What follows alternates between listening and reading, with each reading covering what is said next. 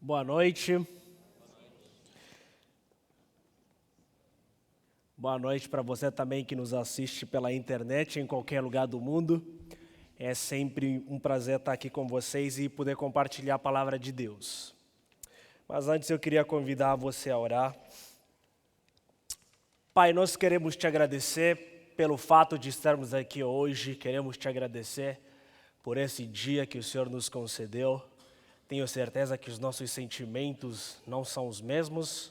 Alguns estão felizes, outros tristes, mas nós estamos aqui para glorificar o Teu nome. E nós queremos que o Teu Espírito Santo ele fale conosco nessa noite através da Tua palavra, que o Senhor confronte os nossos corações, a fim de sairmos daqui desafiados e encorajados a vivermos cada dia mais de maneira exclusiva para Ti. Então queremos que o Senhor fale conosco, que os nossos pensamentos estejam elevados para Ti e que nós estejamos atentos para ouvir aquilo que o Senhor tem para nós por intermédio da Tua palavra. Que o Senhor nos guie nessa noite, é o que te pedimos. No nome de Jesus, amém. Hoje nós estamos tendo cultos diferentes, né? De manhã nós tivemos o culto das crianças, por isso é que o palco aqui está todo colorido, em alusão, na verdade, ao Dia das Crianças, homenageando elas, né? Homenageando as nossas crianças. Então, e também teve batismo das crianças hoje, né? Então teve batismo das crianças hoje. Então por isso é que está tudo colorido aqui. E à noite nossa mensagem será baseada no livro de Eclesiastes, capítulo 3, por isso quero convidar que você abra. Estamos dando uma pausa na nossa série Ore e vamos retomar no domingo que vem. Então, queria que você abrisse a sua Bíblia no livro de Eclesiastes, capítulo 3, e versículo de número 11. Quem achou, diga achei. Quem não achou, diga não achei. Eclesiastes, capítulo 3, versículo de número 11. Para quem tem celular é fácil, né? Mas para quem tem a velha Bíblia em papel...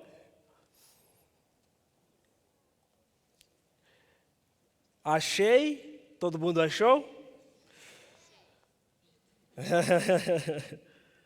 Bom, diz assim: Ele fez tudo apropriado para o seu tempo. Também pôs no coração do homem o anseio pela eternidade. Mesmo assim, ele não consegue compreender inteiramente o que Deus fez. Ele fez tudo apropriado ao seu tempo. Também pôs no coração do homem o anseio pela eternidade. Mesmo assim, ele não consegue compreender inteiramente o que Deus fez. Eclesiastes, um livro escrito por Salomão, de consenso de todo mundo, e especialmente o capítulo 3, ele vai tratar sobre a questão do tempo, né? Aqui Salomão, com toda a sua sabedoria, filosofando a respeito da vida. E provavelmente, se você já leu o livro de Eclesiastes, você deve ter percebido que ele é um livro meio com algumas sacadas filosóficas, né? E ele reflete bastante a respeito do propósito da vida, a respeito da existência do ser humano, a respeito do porquê que nós estamos aqui, do senso da existência da humanidade. Então, ele é um livro muito reflexivo a respeito da vida, né? E também não era de se esperar, porque depois de tudo que Salomão passou na sua juventude e com tamanha sabedoria que Deus havia dado para ele, então era de se esperar um livro, né, com esse arcabouço de sabedoria já no final da sua própria vida. Mas hoje nós vamos falar a partir desse versículo, desse capítulo, sobre o tempo de homens vazio, né? Como a humanidade ela se encontra vazia, e homens aqui no sentido geral da palavra, tá? Não é exclusividade de gênero masculino. Então falaremos hoje sobre o tempo de homens vazios. E nós faremos algumas perguntas, eu vou caminhar com vocês a partir de algumas perguntas que tenho certeza que permitirão que você reflita ao longo que nós faremos a exposição do capítulo 3, de maneira mais específica, o versículo de número 11 do livro de Eclesiastes. O tempo de homens vazio, né? Na verdade, quando nós perguntamos para uma pessoa no final do dia como foi o seu dia, as respostas costumeiras são: meu dia foi corrido, meu dia foi punk, é correria total. Como vão as coisas? Correria total. porque nós estamos constantemente correndo, né? Então nós estamos numa vida corrida, agitada, frenética, caótica, nós estamos sempre nos movimentando de maneira impulsiva, correndo, na verdade, em busca de determinados objetivos da nossa própria vida, né? Então estamos correndo daqui, correndo dali, por isso é que se alguém demora um pouquinho de acelerar no trânsito, você já dá aquela buzinada santa, abençoado, né? Tá dormindo? Então tudo isso por causa da vida louca, caótica que nós levamos, né? Uma correria em todos os sentidos. Então, na verdade, a gente para pensar por que nós estamos correndo tanto? Por que nós estamos levando uma vida tão louca e tão frenética?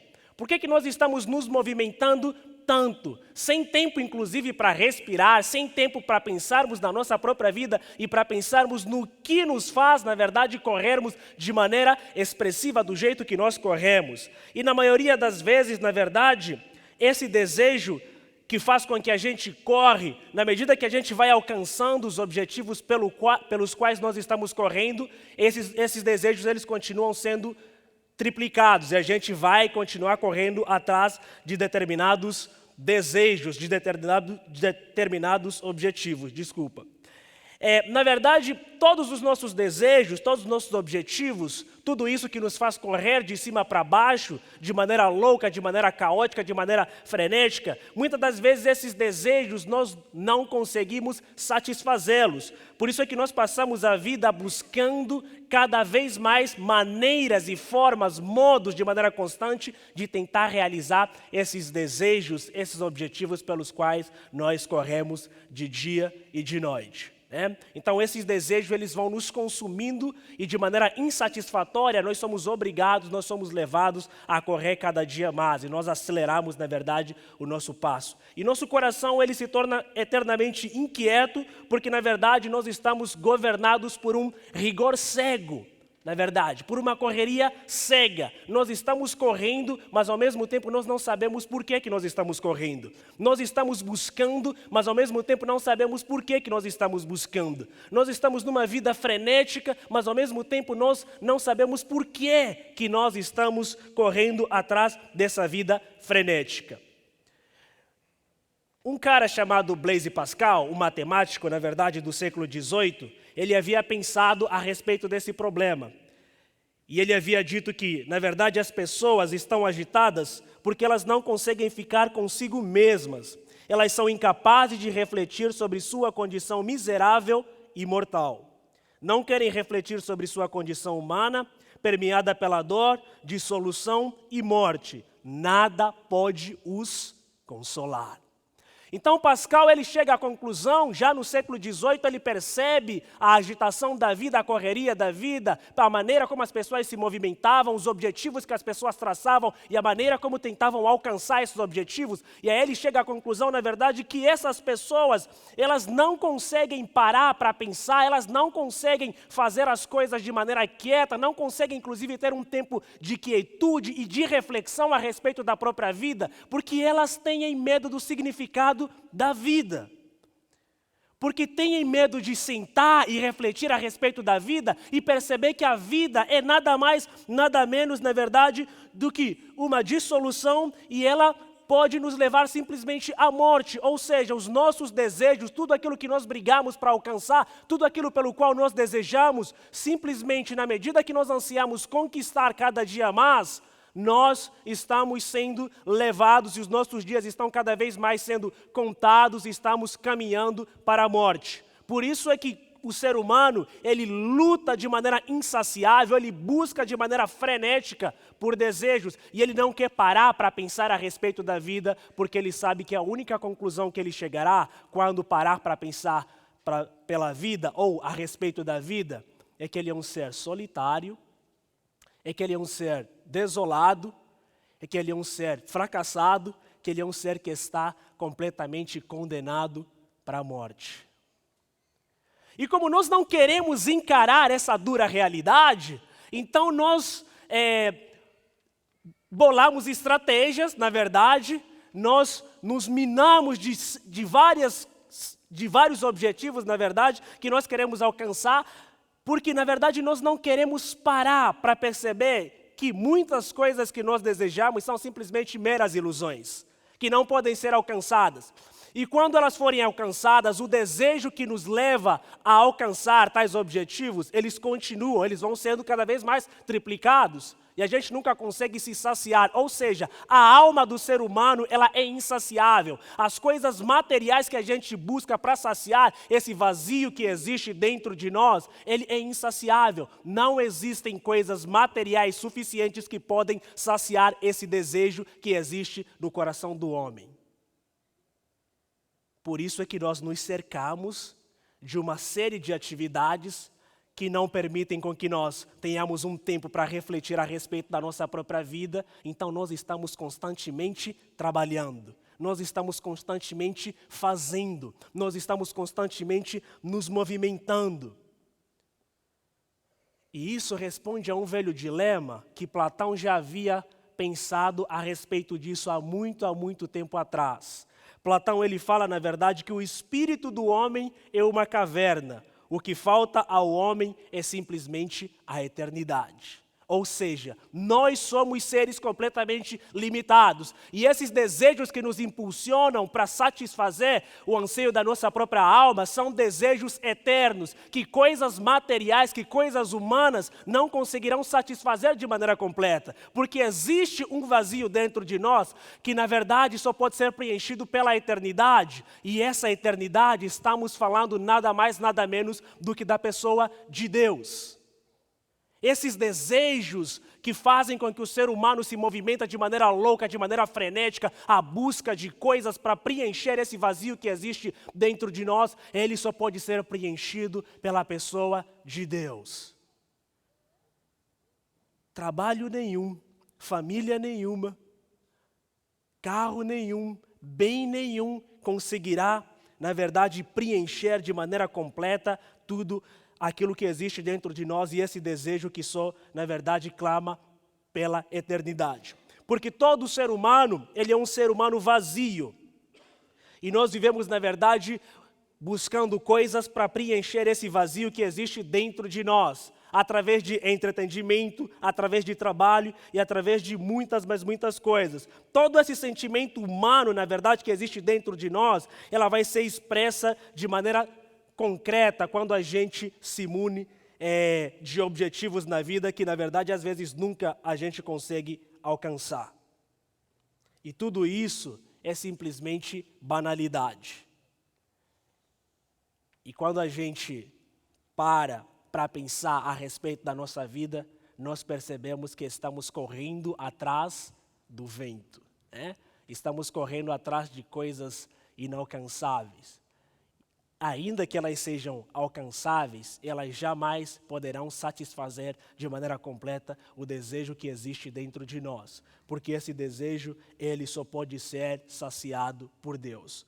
Tudo isso porque Deus tem plantado a eternidade no coração do homem. É o que nós lemos no capítulo 3, no versículo de número 11. Nós acabamos de ler que ele fez tudo apropriado ao seu tempo, também pôs no coração do homem o anseio pela eternidade. Mesmo assim, ele não consegue compreender inteiramente o que Deus fez. Essa busca, esse anseio, tudo isso revela o desejo que existe no coração do homem que foi plantado por Deus, que é o anseio pela pessoa do próprio Deus, que é o anseio por aquilo que é transcendente, por aquilo que é imaterial, por aquilo que é espiritual, por aquilo que não pode ser explicado de maneira lógica e de maneira racional. Por mais que a gente tente racionalizar Deus, em alguns momentos a gente não consegue explicar de maneira concreta aquilo que nós sentimos, aquilo que nós cremos. Às vezes não tem explicação para esse Deus que nós acreditamos, que nós cremos e que nós adoramos e nos prostramos diante dele. Tem aquela música, inclusive, do Preto no Branco, né? Ninguém explica a Deus, que é uma música sensacional. E eles pedem licença poética para falar que ninguém explica a Deus, que tudo que existe no universo, na verdade, é uma tentativa de nos mostrar a grandeza e a glória do próprio Deus. Mas não existem explicações suficientes a respeito da pessoa do nosso Deus. Então, na verdade, o homem ele tenta buscar, através das meras contemplações e através das meras abstrações, a presença de Deus. E hoje nós temos nós temos visto no mundo a crescente busca pela espiritualidade. Hoje o negócio não é mais falar sobre religião, é falar sobre espiritualidade. As religiões, na verdade, são do mal, mas a espiritualidade é boa. Tem empresas, inclusive, contratando gurus para fazerem sessões de espiritualidade. Você vê livros como O Monge e o Executivo, na verdade, vendendo muito. Tudo isso porque as pessoas estão na busca de uma espiritualidade. Tudo porque as pessoas querem se conectar com o universo, né? Namastê, good vibe, por aqui e dali. Porque as pessoas, na verdade, anseiam por essa transcendência. Anseiam por esse vazio que existe dentro de nós, que só pode ser explicado por algo transcendente, por algo completamente abstrato, por algo que vai além de nós. Então a espiritualidade hoje, ela vive sendo buscada cada vez mais. As pessoas não têm religião, não têm compromisso com um determinado Deus, mas elas têm compromisso com a espiritualidade, porque elas querem se sentir bem, elas querem se conectar com a natureza.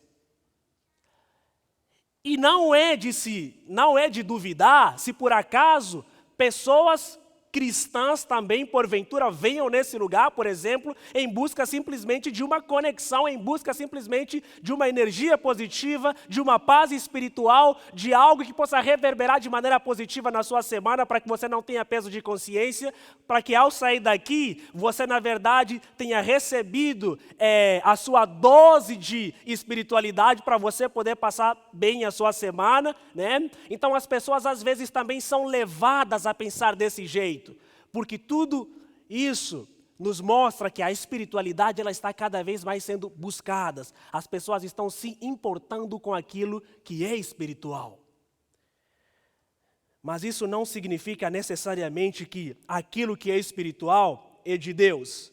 Não significa que as reuniões ao ar livre, na verdade, vão te conectar com Deus. Não significa que as repetições de palavras, de frases, de mantra vão te conectar com Deus. Não significa que o fato de você tomar algum elixir e você ter um êxtase, você pode até ver Deus, não significa que você está se conectando realmente com Deus.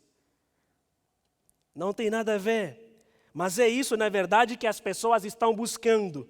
Tudo isso porque as pessoas rejeitaram, na verdade, a ação de Deus. Tudo isso porque as pessoas rejeitaram, na verdade, o plano do próprio Deus. Rejeitaram, na verdade, se encontrar com o próprio Deus. Tudo isso porque as pessoas rejeitaram aquilo que as Escrituras nos ensina. Tudo isso porque as pessoas rejeitaram a respeito do plano da redenção, da pessoa de Jesus, que só Ele pode, na verdade, nos aproximar diante de Deus, que só Ele pode nos trazer de volta para Deus, porque Ele fala que eu e o Pai somos um, e ninguém veio ao Pai senão por mim. É a única maneira, é o único jeito que nós temos de nos aproximar de Deus, de nos achegar para Deus, afinal de contas Ele é o único mediador entre Deus e os homens, e é só Ele que tem o poder de interceder por nós e de nos apresentar de maneira pura, limpa e imaculada diante da presença de Deus. É a pessoa de Jesus. E nesse sentido, o cristianismo, ele é exclusivista. Nesse sentido, o cristianismo, ele é radical. Ele não aponta para outros caminhos. Ele aponta de maneira concreta e de maneira objetiva para a pessoa de Jesus. Ele fala que Ele é o único que tem o poder para salvar as pessoas. Ele é o único que tem o poder de nos aproximar de Deus. Mas como nós vivemos, na verdade, num contexto em que queremos incluir tudo, na verdade, as pessoas vêm com aquela velha frase que todos os caminhos levam para Deus. Mas, na verdade, o único caminho que leva para Deus é Cristo. Nenhuma outra forma de espiritualidade pode te salvar. O único que pode salvar você, que pode redimir você, é Jesus. Mas as pessoas elas não querem reconhecer isso. E pelo fato de elas não reconhecerem isso, nós temos desenvolvido várias e várias formas de espiritualidade, várias e várias maneiras de se achegar a Deus. Tudo isso demonstra o vazio que existe dentro do coração do homem. Tudo isso demonstra, na verdade, a busca de maneira frenética. E por isso é que, na verdade, nós estamos cheios de conhecimentos a respeito de vários fatos, mas nós estamos vazios de Deus. Nós estamos cheios de conhecimento, de várias teorias a respeito da espiritualidade, mas nós estamos vazios de Deus. Nós estamos cheios de conhecimento a respeito da Bíblia, inclusive, mas nós estamos vazios de Deus. Nós estamos cheios de conhecimento a respeito de dogmas, a respeito de maneiras como nós podemos limpar nossa alma, purificar nossa alma, da maneira como nós podemos ter paz interior, mas nós estamos vazios de Deus. Porque Deus, Ele só pode ser encontrado no coração do homem na maneira como o homem vai se relacionando com Deus. Porque o profeta nos ensina, vocês me buscarão, mas vocês me encontrarão quando me buscarem de todo o coração. Isso tudo demonstra que o ser humano ele está sedento, ele está completamente vazio a respeito da pessoa de Deus. Mas nós temos conhecimentos suficientes a respeito das mais variadas formas que nós podemos livrar a nossa alma ou purificar, na verdade, o estado vazio da nossa alma. Mas essas mais variadas formas de espiritualidade que têm sido demonstradas por aí, é nada mais, nada menos, na verdade, do que um grito do vazio que existe em nós, que só pode ser preenchido pela glória do próprio Deus. Tudo isso é uma forma de gritar, é uma forma de acenar, é uma forma que as pessoas têm de demonstrar ou de pedir socorro. E esse vazio todo que existe dentro de nós, ele só pode ser, na verdade, preenchido por Deus. Por isso é que nós vemos, na verdade, essas tentativas que o homem tem feito de preencher esse vazio através de várias e várias buscas, peregrinações, boas ações, ação social, né? Quantas e quantas pessoas, né, não querem simplesmente doar o que eles têm para o pobre porque elas querem se sentir bem, não querem ter peso na consciência. Quantas pessoas lutam por uma determinada causa porque elas querem se sentir bem, porque elas não querem ter peso na consciência. É uma forma de tentar se redimir, é uma forma de tentar alcançar a paz da alma, é uma forma de tentar alcançar um relacionamento com Deus. Mas tudo isso é uma tentativa fracassada, tudo isso é vão. E tudo isso denuncia, na verdade, o estado vazio da nossa própria alma, o estado vazio do nosso próprio coração. Isso mostra, na verdade, que nós estamos a cada dia sedentos por Deus e estamos cada dia procurando a Deus, porque Ele tem plantado a eternidade no nosso próprio coração. Mas através da loucura da vida, através dessa freneticidade que nós temos, nós não paramos para pensar a respeito da eternidade. Poucas vezes nós paramos, porque nós estamos simplesmente nos importando com aquilo que nós temos aqui e agora, porque nós estamos simplesmente nos importando com aquilo que nós vemos agora, com aquilo que nos rodeia, porque nós queremos simplesmente que os nossos planos, nossos desejos, nossos sonhos aqui na terra, eles sejam realizados, eles sejam cada vez mais realizados, que nossas conquistas, elas cheguem ao fim. É isso que nós estamos simplesmente necessitando, porque nós pensamos para aqui e agora, nós não conseguimos pensar naquilo que Deus está preparando para nós pelo resto da eternidade. Nós não abrimos nossos olhos para pensar naquilo que Cristo está preparando para nós pelo resto da eternidade. Como Paulo disse, que aquilo na verdade que os olhos não viram, nem subiu, que a mente não pensou e nem subiu ao coração do homem, é aquilo que Deus está preparando para aqueles que o amam. Ou seja, são coisas inexplicáveis, são coisas tremendas, é glorioso. Só isso, na verdade, pode preencher o vazio que existe dentro de nós, através da manifestação gloriosa do próprio Cristo. Através da presença dEle nas nossas vidas. Só isso, na verdade, pode preencher o vazio que existe dentro de nós. O homem, ele foi chamado para viver na eternidade, porque ele foi feito segundo a imagem e semelhança de Deus. E Deus é um ser eterno, Deus é um ser infinito. E o homem foi convidado para compartilhar a eternidade com Deus. Quando ele se afasta de Deus, ele se torna um ser limitado, ele se torna um ser perecível, ele se torna um ser mortal. E a partir disso, ele não tem a possibilidade nem a capacidade de desfrutar das coisas eternas que Deus criou para ele. Então, por isso é que nós entramos num dilema. Por isso é que nós entramos num paradoxo. Quando você olha mais para no capítulo 3, quando você olha como é que, na verdade, Salomão começa o capítulo, ele fala que para tudo há uma ocasião certa, há tempo certo para cada propósito debaixo do céu, tempo de nascer e tempo de morrer. Então, o pregador aqui, ele está lidando, na verdade, com uma pressão temporal. Ele está mostrando que depois da queda, depois do pecado, as coisas elas se tornaram limitadas.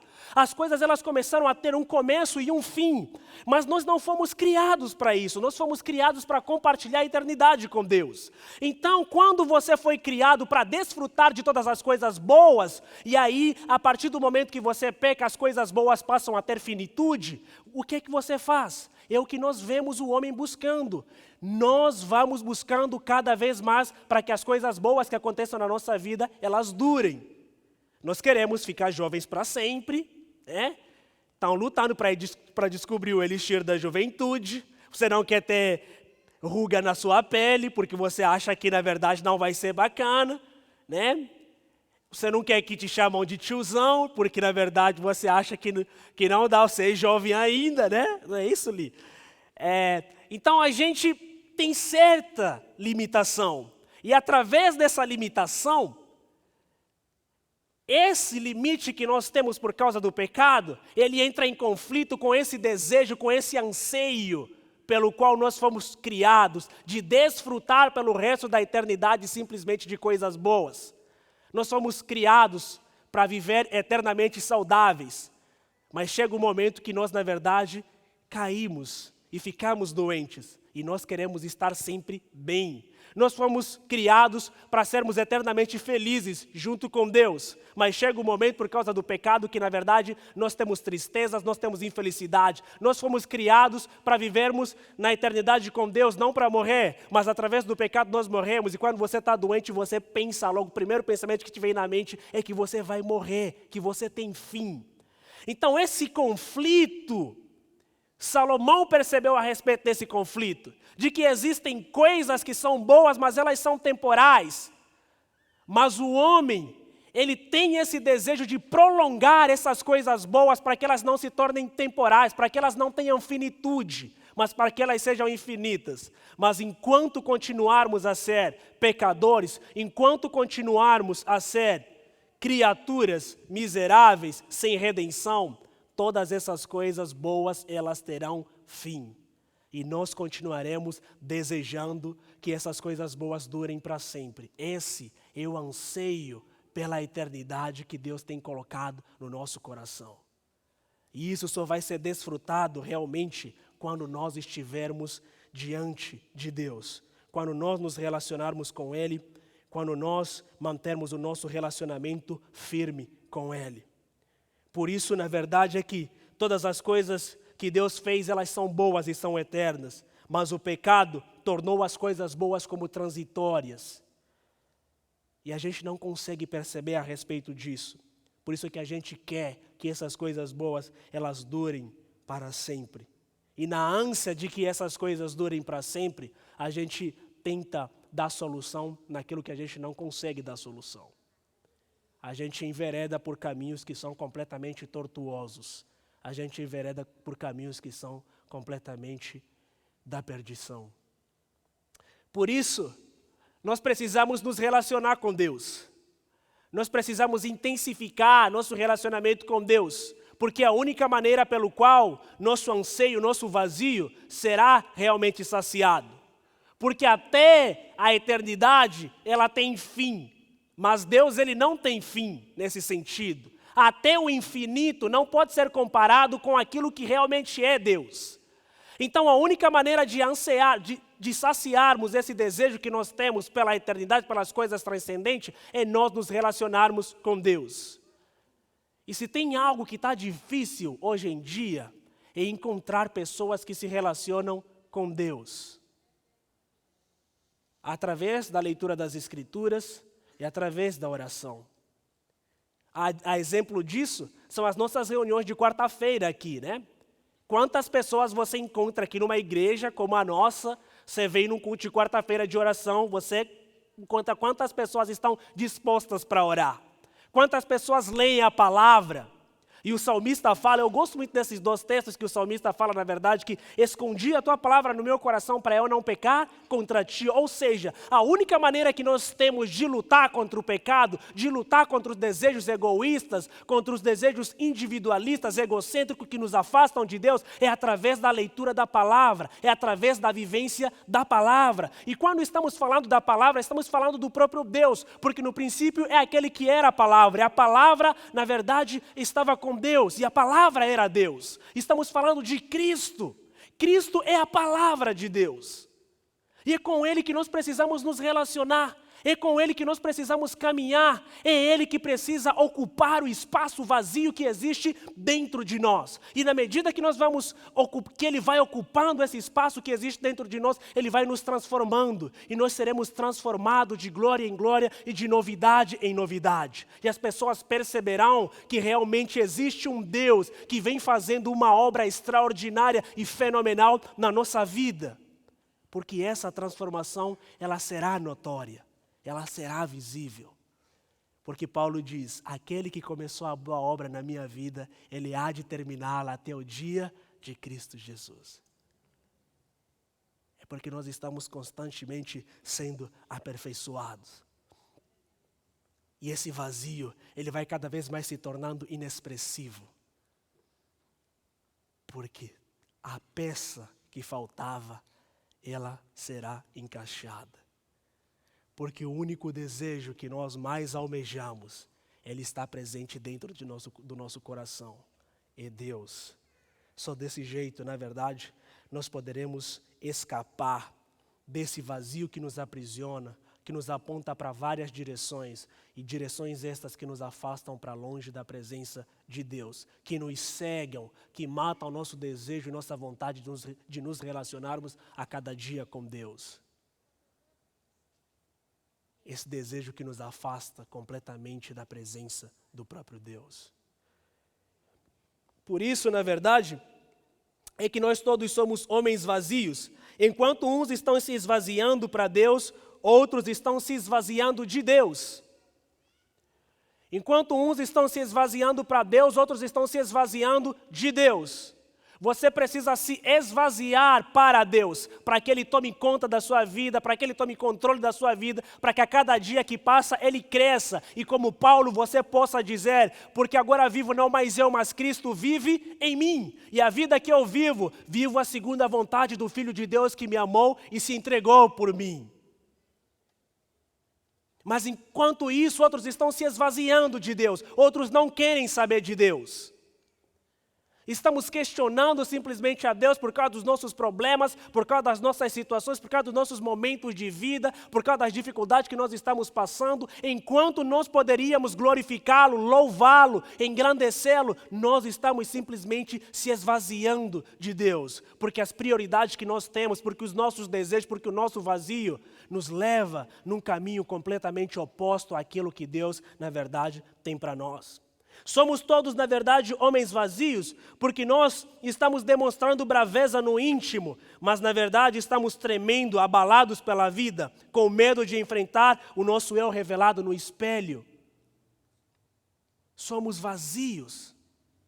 A braveza que a gente demonstra é simplesmente um grito de socorro do verdadeiro estado da nossa alma, que está no final das contas, capengando, e a gente não consegue se olhar no espelho por causa disso. Somos homens vazios, tentando ser felizes sem saber que a verdadeira felicidade está no doar-se para o eterno e cair nos seus braços, como os braços de amor. Somos homens vazios nesse sentido, tentando comprar, aderindo à campanha dos slogans, se te faz feliz, você só vai comprar, você só vai ser feliz se você comprar, se você ter, se você possuir, se você gastar, se você fazer tantas prestações, se você tiver aquilo e aquilo. Estamos aderindo a campanhas marqueteiras simplesmente para sermos felizes, mas nos esquecemos que para sermos felizes, para termos felicidade plena, só será possível quando nos jogarmos nos braços desse Deus que é amor. Porque, afinal de contas, Ele nos amou primeiro, e não nós. Nós somos frutos, na verdade, do seu amor. E nós somos homens vazios, querendo entender tudo e todos, ao passo que precisamos ser compreendidos e amados pelo Deus eterno. A gente tem essa ânsia de querer explicar todas as coisas, de querer ter resposta para todas as coisas, de querer ter solução para todas as coisas. Nada mais, nada menos disso que é um vazio. É uma sinalização do vazio que existe dentro de nós, que quer simplesmente ser compreendido e amado por esse Deus, que é completamente eterno, que é completamente transcendente.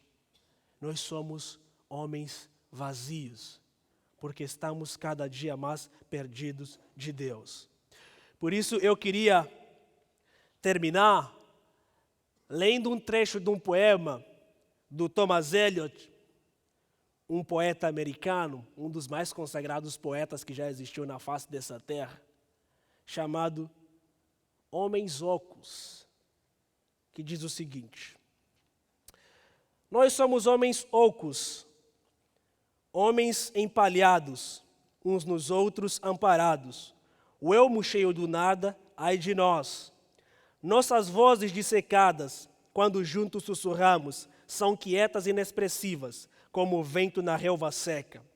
Ou pés de ratos sobre cacos, em nossa adega evaporada, forma sem forma, sombra sem cor, força paralisada, gesto sem vigor. Aqueles que atravessaram de olhos retos para o outro reino da morte, nos recordam-se, o fazem, não como violentas, almas danadas, mas apenas como homens ocos, os homens empalhados.